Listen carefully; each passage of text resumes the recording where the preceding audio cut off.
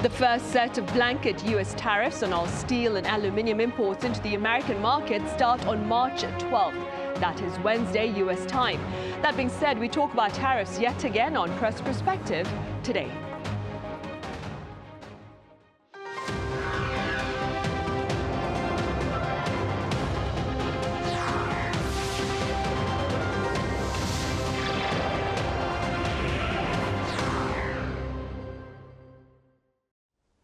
Welcome to Wednesday's edition of Press Perspective for March 12th here in Seoul. I'm Min Sunhee. U.S. President Donald Trump claims the U.S. faces unfair trade practices from its friends and foes alike, and accordingly, he is resorting to rampant tariffs to level the playing field. For more on his intentions and their implications, I have Celio Fioretti with French daily Croix here in the studio. Celio, welcome back. Glad to be here. I also have Professor Kim Yong-Jin at Sogang University joining the session virtually. Professor Kim, as always, it's good to have you with us. Good afternoon. Right, Celia, we'll start here in the studio. Let's begin with the blanket 25% U.S. tariffs on steel and aluminium imports, which are in effect as we speak today. What's the latest on that front, and what has been the response from U.S. trade partners? Indeed, on February 10th, President Donald Trump imposed 25% tariff on steel and aluminum imports from all U.S. trade partners. The United States depend on foreign partners mostly for much of its aluminum supply. Americans buy about half of their aluminum from abroad. The United States relies less heavily on steel. However, domestic steel mills churn out about 3/4 of the United States production. Still, many industries, including aerospace, auto, construction, and even energy, depends on foreign sources for specific type of steel that are made maybe in Canada, in Japan, or South Korea. Although South Korea sends less steel to the U.S. than it did in 2018, because back then Donald Trump imposed a quota on steel imports from South Korea. United States is still the biggest client for South Korean steel, but overall the economic effect of this tariff would be relatively minor, as Europe, for example, is still a major client for South Korean steel. So maybe the market will just change direction and maybe go more to Europe or other countries. South Korea acting president Choi Sang-mok said on Tuesday that the government would seek maybe a compromise or to negotiate an exemption with the United States, also to show the interest of Korean companies. 20 major South Korean conglomerate CEOs will be also maybe traveling to Washington with the government to discuss, maybe to report tariff or have an exemption.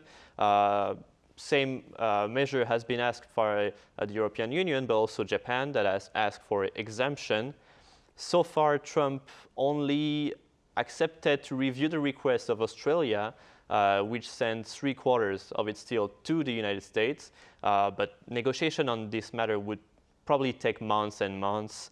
Those left without exemption, maybe Canada, also Canada was supposed to get a double tariff to up to 50%, as it was announced 2 days ago, but Trump decided to just go on 25% for now. But those countries like Canada, Mexico, EU, or any other countries, maybe they will seek a retaliation tariff if they cannot get any exemption from Trump. Right, and against that backdrop, Professor Kim, these U.S. tariffs on steel and aluminium are among the first duties for South Korean exports. First, then, what has been the broad response, Professor Kim, from financial markets here in the country? Well, as Celio explained very well, and basically Korean exporters feel like that's too much, right? Basically, the decision that nullified the 2018 agreement between South Korea and the U.S., which allows South Korea to export up to 2.63 million tons of steel duty-free, right? But if it is banned, like Korean exports just cannot export that much of steels because the cost would weigh potential profits. Also, the industry is worried about the potential extension of this tariff to other key Korean exports, like automobiles and semiconductors. This would actually banged Korean stock market. After Trump's in place, power in power, the Korean stock market was not really doing well. But recently, even like the retaliation tariff as expected by all other countries, like including China and Canada and Mexico, and we Korea did not talk about it yet. But this all kind of movement actually caused a lot of worries in the financial market. So as we can see, recently the stock market in the U.S. and Korea are all like a really, really volatile. And then a couple of days ago, Kosdaq fell down. Kosdaq index fell down by 4%. That's a huge drop in its amount. And Korean stock market, yesterday also experienced almost 1% drop. Think about 4% drop. That is like in the old days when we have 2% drop in the stock market. We call it Black Monday. That was huge, but now it is like a kind of common. And so the financial markets looks to respond very negatively to the Mr. Trump tariff policy, both in the U.S. and Korea, and also in China and all around the world. Right. And Professor Kim, perhaps to better address those concerns, there have been a number of government trips to the U.S. from here to address, of course, trade and tariffs. We'll be having a few more in the weeks ahead. How do you care to evaluate South Korea's efforts to talk about trade with the U.S. as we speak? Well, I don't think there is much, ways at the moment to persuade the U.S. government to ease the tariff policy. The delegation of, Korean government and also, private sector to the U.S. I don't think it was not very successful, because Trump, government, mentioned that they would implement the common tariff policy and on the steel and aluminum without exemption. That's important, without exemption, right? Even though we are big allies, Japan is big allies, Canada and Mexico are important, allies. They don't care. So, absolutely 25%, tariff imposed on steel and aluminum, from Korea as expected, and then that will significantly hurt the price advantage of Korean export. So basically, from the result, we can see the delegation did not have, the much success as they expect. Right. Meanwhile, Celio, as Professor Kim mentioned, phase one of Mr. Trump's tariff campaign targeted its closest trading partners, Canada and Mexico, as well as its biggest rival, China. Walk us through the response efforts from these three countries. Indeed, President Donald Trump launched a trade war against its three biggest trade partners, Canada, Mexico, and China, sending financial market into chaos, as we said just before. About China first, Beijing retaliated with tariff up to 15% on a wide array of U.S. farm exports. It also expanded the number of U.S. companies subject to export controls and other restrictions.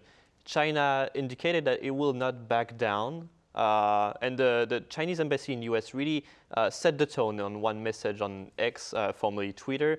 If war is what the U.S. wants, be it a tariff war, a trade war, or any other type of war, we're ready to fight till the end. So you can really see how the mood is in the room. And that was expected from China, the main rival of the US. But when tariff applies to friendly countries like Mexico or Canada, what happens? Canadian Prime Minister Justin Trudeau said his country would plaster tariff on over 100 billion US dollar of American goods over the course of 21 days, something against what the United States seems to be looking for a compromise. However, without withdrawing tariff, as was indicated by Trump administration, if there is a compromise to be found, it's unclear how and when it will be found, especially when you consider reports showing how badly Trump administration is talking about the Canadian behind closed doors. Down south, Mexican President Claudia Sheinbaum said Mexico will respond to the new taxes with own retaliatory tariff. However, Trump said that Mexico will not be required to pay this tariff after a phone call was made between the two presidents. Apparently, they found a deal, an agreement, because any goods that fall under the United States, Canada, and Mexico trade agreement will not be imposed tariff on until April 2nd, out of respect for the Mexican president, as Trump said. Despite the fact that threats still persist, Mexican president indicated she was optimistic to continue negotiate with Donald Trump and in a cold-headed approach. We'll see how that goes, but she also said that if the negotiation fails, she will be ready to take action against it. Right. In the meantime, Celio, quite a number of foreign media outlets have pointed out that America's Asian allies, including South Korea, that these allies stand in the line of fire amid Mr. Trump's tariff campaign and, of course, this region's security concerns. Could you tell us a bit more about this coverage? Yeah, exactly. After Canada and Mexico, U.S. partners are in the crosshair. And that is especially Korea, Japan, and Taiwan in the East Asian region. President Trump gave strong hints about foreign and economic policy during an lengthy address to Congress Tuesday night. One core message was that the U.S. allies and partners must beef up defense. And another point that he brought up was the unfair trade practices, so he called them, would be hammered with tariff again in Asia. On that, Trump said blatant lies about South Korean tariff, saying Seoul imposed a tariff 4 times higher than what the U.S. do, which is not true because the two nations share a free trade agreement that was actually renegotiated by Trump during his first presidency. With Trump proposing tariff targeting sectors such as semiconductors, pharmaceuticals, steel, aluminium, as we said, over a quarter of exports from South Korea, Japan, or Taiwan could be affected. South Korean officials challenged the president's argument over fair trade, but braced for a higher tariff that will probably, and already for some parts like steel and aluminum, are in place. The government said they're ready to send a delegation and negotiate with Trump. Japan, however, seems more wary about the security aspect of Trump's declaration.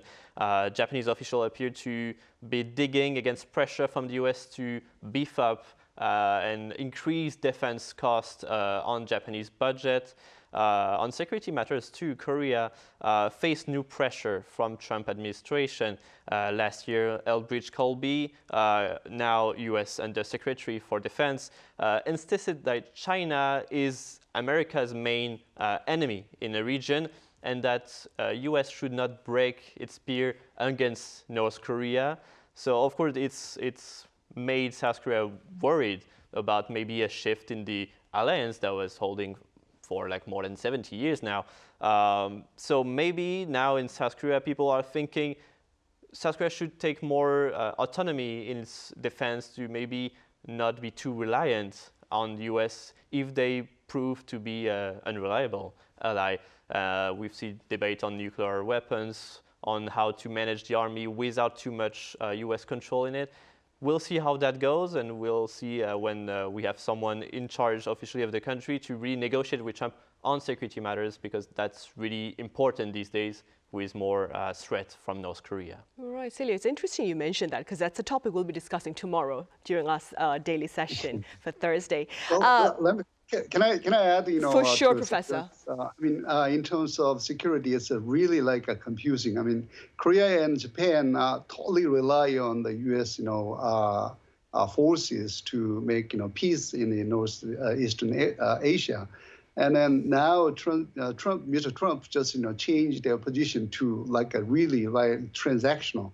So that he could, transact with North Korea, he could transact with Russia, he could transact China, and in that case, Korea might be alone in some cases. So we might be the one, Korea might be the one who would be the most hurt or damaged in terms of security. Well, hopefully that wouldn't be the case though, right? Professor Kim, I'd also like to take your attention back to something Celio mentioned earlier. So addressing a joint session of Congress last week, Mr. Trump, he did claim that South Korea's average tariff on American imports is 4 times higher than what the US imposes on Korean products. How do you respond to his remarks? Well, that was kind of surprising. Oh, no, I know. Mr. Trump just throw any kind of word he might have in mind when he wanted to negotiate with somebody else's, right?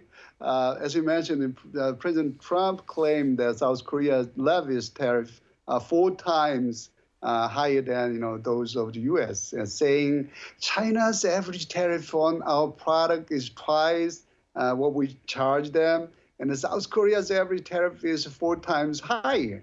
However, like Celio mentioned, it is a wrong statement.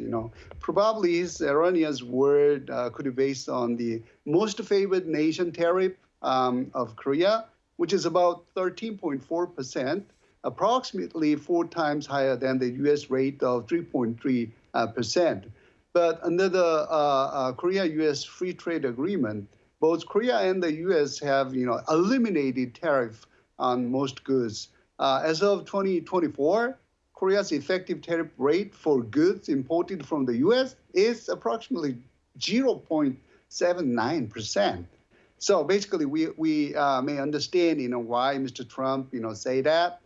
His argument looks like a typical statement which he used for a negotiation. Right. Celio, meanwhile, as Professor Kim mentioned earlier, it appears that the Trump administration's trade policy, it's also negatively affecting U.S. consumer sentiment as Wall Street tumbled tangibly at the start of this work week. What more can you tell us about this reality?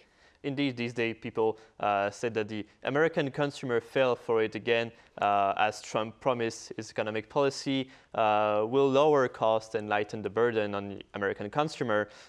Prices have kept rising since his inauguration at the White House 2 months ago. Americans have been warned to brace for higher prices within days of Donald Trump imposing tariff on goods from Canada and Mexico and hiking tariff on China, with U.S. retailers relying heavily on imports from Mexico and Canada to stock their shelves. Top executive of this retailer brand claimed that they would have no choice but to raise prices.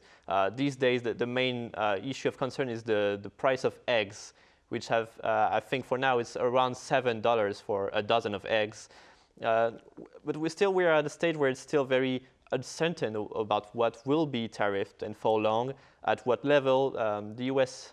Federal Bank warned that the likelihood is that the price will rise for the consumer because it will rise for the exporters, for the importers. So brands, companies will have no other option but to rise the price and to make the consumer pay for Trump's policies. Justin Trudeau, the Canadian Prime Minister, said, because of tariff imposed by the US, Americans will pay more for groceries, gas, cars, and also potentially lose 1,000 jobs because their company will make less profit and will have to fire a lot of workers they have. On Wall Street, as you mentioned, it was a tough week with wild swing dominated by worries about the economy and uncertainty of Trump policy, because on one day it will impose a double tariff on Canada, and the other day it will reduce to just 25%, which is still very high. So the whole blurriness of the Trump policy is really making Wall Street and current American companies very worried. President Trump, however, is dismissing those concerns over the uncertainty caused by his politics, saying that for now, yes, there might be some higher prices, but it is a price to pay for lower prices in the long run. We'll see if he can keep his promise on this. Right. Right, and of course the new Canadian Prime Minister, Mark Carney, has also spoken about a tough stance towards Mr. Trump's tariffs. Professor Kim, come April 2nd, that is a day after April Fool's Day, the U.S. will impose reciprocal tariffs on all its trade partners. That being said, Professor, what words of advice would you like to share with the Korean government? Well, Mr. Trump might believe, no pain, no gain, right? Even though they impose all those kind of tariffs, and then they might have some part of inflations in the domestic, consumer price. They can still, Mr. Trump, think he can stand it, but I don't know how much American people can stand it. So. But he has very, very strong will to impose or implement those, tariff policy. So with a short-term negotiation, I don't think we have much the ways to ease the Trump policy on tariff. But however, considering that the basic rule of the Trump administration in their foreign policies is a transactional approach. I mean, give and take approach, right? Korean government need to come up with a long-term strategy. The first thing Korean government need to do is to identify the items to exchange with the U.S. For example, the President Trump mentioned that the shipbuilding industry of the U.S. is quite weak, and thus they need help from Korean shipbuilders. We can leverage the shipbuilding capability to get the tariff on automobile and semiconductors a little bit lowered. And also, Mr. Trump asked that defense expense to be raised. If it is inevitable, we need to use the raise in the defense and the logistic cost sharing as a leverage to negotiate the amount and types of tariff. Also, there are several other ways or other areas to collaborate with the U.S., like Alaska natural gas pipeline construction. But the problem is that the Korean team does not have the capability and is not ready for the negotiation at the moment due to all that political turmoil. Even though recently the trade administrator Chung In-gyu will visit Washington, D.C. to discuss, the trade issues, including, the reciprocal tariff and investment. So I hope, they have some result, but we don't expect much. After the political turmoil is, settled down, we may come up with a better response strategy, unfortunately. Right, hopefully, once the political paralysis here in South Korea is resolved then. All right, Professor Kim, as always, thank you very much for your insights today. Thank you for having me. And Celio, as always, thank you very much for your time and thoughts. Right, well, that is all for today's edition. Thank you for watching.